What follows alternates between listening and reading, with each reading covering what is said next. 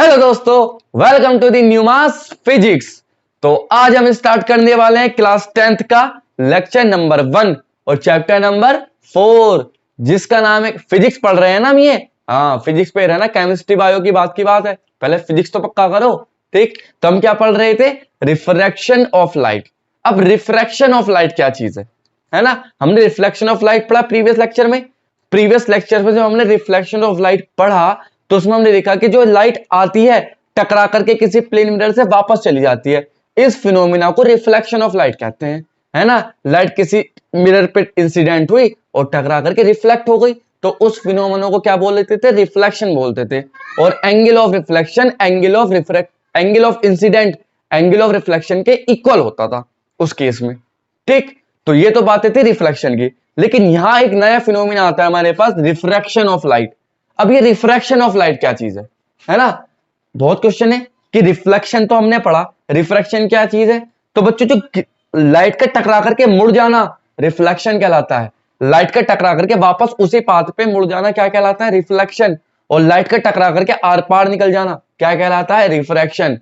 किसी glass slab को तुम बीच में रखोगे तो उसके लाइट को जब इंसिडेंट कराओगे तो लाइट उसके आर पार चली जाएगी, तो मतलब क्या हुआ? रिफ्रैक्शन हुआ है वो, है ना? देखते हैं ना, जब बस में हम बैठते हैं तो आगे वाला ड्राइवर वाली सीट पे जो मिरर लगा, वो लेंस लगा होता है, ग्लास लगा होता है, उसके आर पार हम देख पाते हैं ना। क्यों? क्योंकि लाइट रिफ्रैक्ट हो रही है, लाइट आर पार जा रही है, हमें ऑब्जेक्ट पे पड़ रही है, फिर हमारी आंखों पे पड़ रही है, तो हमें चीजें दिखाई दे रही है। इस फिनोमेना को रिफ्रैक्शन बोलते हैं। अभी रिफ्रैक्शन है क्या, इसकी स्टडी, इसका पता कैसे चला, स्टडी कैसे करेंगे? तो लेक्चर नंबर 1 उसी पे बेस्ड है कि रिफ्रैक्शन क्या चीज है। पहले तो हम इंट्रोडक्शन पढ़ेंगे, उसके बाद आगे की चीजें पढ़ेंगे, लेंसेज वेंसेज के बारे में। तो बच्चों, रिफ्रैक्शन क्या है कि पहले टाइम में साइंटिस्ट क्या सोचते थे कि साइंटिस्ट समझते थे, जो आज भी है, light has a fastest speed in A universe. पूरे यूनिवर्स में जो सबसे ज्यादा स्पीड रखती है वो लाइट है।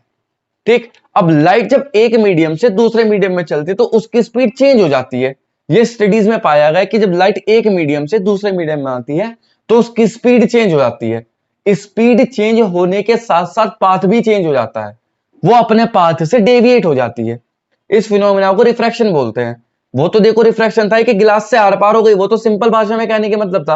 लेकिन एक्चुअल में रिफ्रैक्शन क्या है कि the phenomena deviation the path of A light. जब लाइट अपने पाथ से डेविएट हो जाती है तो उस फिनोमिना को रिफ्रैक्शन कहते हैं। अब बात यह है कि किस मीडियम से किस मीडियम पे जाने पर लाइट की स्पीड चेंज हो रही है और कैसे लाइट डेविएट हो रही है। इन सारे क्वेश्चंस का आंसर मिलेगा आज के लेक्चर में, तो बने रहना मेरे साथ। मेरा नाम है विशांत शर्मा, आप देख रहे हैं न्यूमास फिजिक्स। कॉपी पेन निकाल लेना और नोट्स बनाते रहना। ठीक, तो स्टार्ट करते हैं। देखो, रिफ्रैक्शन ऑफ लाइट क्या चीज पढ़ते हैं? Refraction of light, refraction of light. तो रिफ्रैक्शन ऑफ लाइट समझने से पहले हमें मीडियम के बारे में पता होना चाहिए कि लाइट किस मीडियम से किस मीडियम पे जा रही है जिससे उसकी स्पीड चेंज हो रही है ना? तो दो टाइप के मीडियम हमारे पास होते हैं।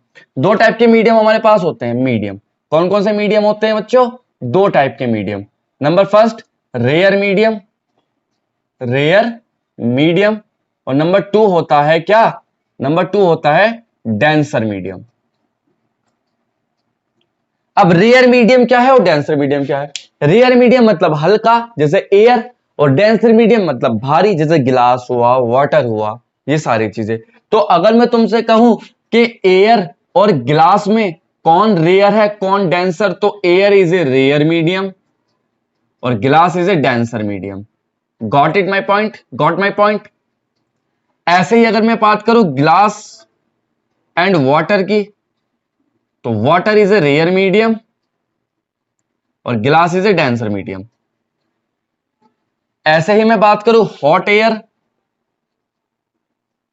कोल्ड एयर, तो hot air is a rare medium और cold air is a denser medium. Hot हल्की होती है ना, हॉट एयर। तो ये मीडियम्स है, जिन मीडियम्स में एक मीडियम से जब लाइट दूसरे मीडियम में एंटर करती है तो उन्हें पाथ से डेविएट हो जाती है और अपनी स्पीड को चेंज करती है। बात यह थी कि स्पीड चेंज क्यों हो रही है और अपने पाथ से डेविएट क्यों हो रही है? पाथ से डेविएट तो रिफ्रैक्शन के कारण हो रही है। रिफ्रैक्शन ही वो फिनोमिना है। हमने देखा होगा, अच्छा पहले टाइम में तुमने देखा था कि जादूगर होते थे, मैजिशियन क्या करते थे कि मान लो एक बॉल लेते थे, कटोरी लेते थे। तुम घर पे भी करके देख सकते हो। ये यहाँ पे कॉइन पड़ा रहता था बिल्कुल पीछे, ये कॉइन था एक। ये क्या होता था यहाँ, कॉइन। इस टाइम बाउल में कुछ नहीं है, एयर है, तो कॉइन तुम साइड में से देखोगे तो कॉइन तुम्हें दिखाई नहीं देगा, है ना। लेकिन तुमने क्या काम किया, थोड़ी देर बाद उसमें बोतल से पानी डाल दिया, इसमें बॉयल में बोतल से पानी को क्या कर दिया, डाल दिया इसमें। जब पानी डालोगे तुम तो पानी ऐसा आ जाएगा इसमें, वाटर बॉयल में। अब तुम जिस पोजीशन पे पहले खड़े थे उसी पोजीशन पे खड़े होगे, जब तुम दोबारा उस बॉल की तरफ को देखोगे, जब उसमें वाटर डाल दोगे, तब ये कॉइन अपने आप ही दिखाई देने लगेगा। अब ये क्या मैजिक हुआ, ये जादूगर लोग करते थे, वो बॉल को पहले दिखा, देखो खाली है कुछ नहीं है, उसके बाद वाटर डालते थे तो कॉइन ऊपर दिखाई देने लगता था। अब ये कैसे हो रहा है, ये पॉसिबल कैसे है, ये पॉसिबल है रिफ्रैक्शन के कारण, क्योंकि लाइट इसके आर पार जा रही है। अब जब लाइट इसके आर पार जा रही है तो लाइट अपनी स्पीड चेंज कर रही है और पाथ चेंज कर रही है ना। जब एयर थी तो लाइट तो सीधी जाती, टकरा के वापस आ रही थी, तो हम जहां खड़े वैसे ही हमें दिखाई देता कि कॉइन नहीं दिखाई दे रहा तो मत दिखाई देने दो। लेकिन जैसे हमने वाटर इसके अंदर बाउल करा, अब जैसे ही लाइट आई तो लाइट क्या हुई, इस पे इंसिडेंट हुई, इंसिडेंट करके लाइट जैसे रेयर, देखो एयर थी ना ऊपर, तो एयर से वाटर में गए तो एयर तो रेयर हुआ, और वाटर डेंसर, तो जैसे ही डेंसर में गई तो क्या हुआ, लाइट हमने स्पीड और पाथ दोनों चेंज कर लिए। अब जैसे पाथ चेंज किया तो कॉइन में थोड़ा ऊपर दिखाई देने लगा, है ना, वो फिनोमेना रिफ्लेक्शन का। अब दिखाई क्यों देता है, इमेज कैसे बनती है वो हम बाद में पढ़ेंगे आराम से। इस लेक्चर में हम सब चीजें पढ़ने वाले हैं, टेंशन नहीं लेने का, ठीक। तो ये मैजिशियन, अब ऐसे तुम एक एक्सपेरिमेंट और कर सकते हो घर पे। एक कांच का क्या लो, ग्लास लो, और जब उस ग्लास में वाटर डाल लो, वाटर से भर लो उस ग्लास को, मतलब हाफ फिल कर लो, और तुम उसके अंदर पेंसिल डालो। जब तुम पेंसिल डालोगे तो तुम्हें पेंसिल कटी हुई दिखाई देगी बीच में से, टेढ़ी करोगे जब पेंसिल को तो तुम्हें क्या लगेगा, पेंसिल बीच में टूटी हुई है, जब गिलास के इधर से देखोगे, है ना फ्रेंड से। ऐसा क्यों हो रहा, जबकि पेंसिल एक्चुअली टूटी हुई है क्या, पेंसिल टूटी हुई नहीं है। जब तुम बाहर निकालोगे तो पेंसिल तो साफ होता है, लेकिन जैसे ही अंदर करोगे तो पेंसिल टूटी हुई दिखाई देगी। इसका मतलब क्या, क्योंकि लाइट अपने पाथ को चेंज कर रही है ना।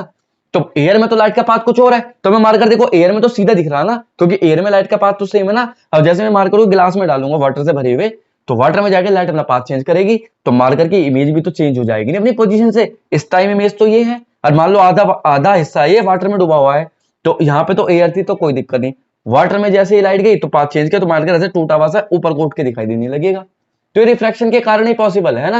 हम इन फिनोमेना को समझने की कोशिश कर रहे हैं कि फिनोमेना हो क्यों रहा है एक्चुअल में, क्योंकि नेचुरली होते हैं ना ये, लेकिन हो क्यों रहे हैं उनका रीजन ढूंढने की कोशिश कर रहे हैं। तो वो रीजन कहां मिलता है हमें, रिफ्रैक्शन ऑफ लाइट में। तो इंट्रोडक्टरी पार्ट इसमें कुछ होने वाला तो है नहीं, लेकिन तुम्हें समझाना है मेरा काम, कि तुम समझ पाओ कि रिफ्रैक्शन है क्या, जिससे आगे के लेक्चर आसानी से समझ में आ जाए। तो हमने देखा भाई कौन चीज है, तो वही बात है कि एयर से गिलास या गिलास से वाटर या हॉट एयर से कोल्ड एयर में लाइट जाएगी तो अपने पाथ को चेंज करेगी। चलो भाई, तो मीडियम की बातें हो गई हमारे पास। अब हुआ क्या, अब कौन साइंटिस्ट थे जो इसके बारे में बता रहे थे, स्नेल। स्नेल नाम के साइंटिस्ट ने जैसे लॉ ऑफ रिफ्लेक्शन से रिलेटेड दो लॉज दिए थे, ऐसे लॉ ऑफ रिफ्रैक्शन से रिलेटेड भी दो लॉ दिए उन्होंने।